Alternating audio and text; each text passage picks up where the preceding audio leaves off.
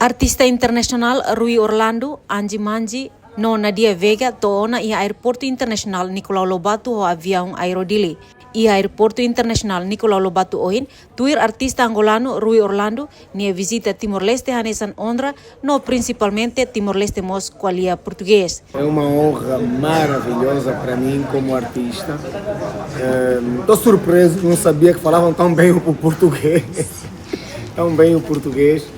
Estou muito surpreso e vamos ter agora o melhor festival de Kizomba.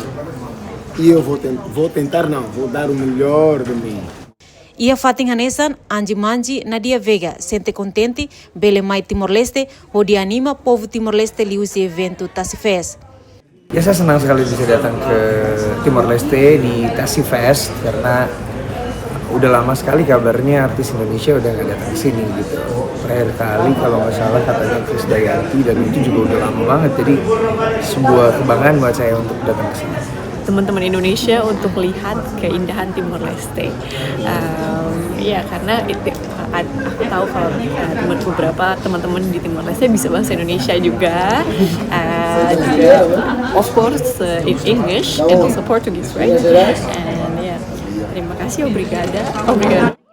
Tuir agenda, artista nain tolune se hasoru maluho primeiro-ministro no halaumas conferência imprensa e hotel Spring Palm Loraikne.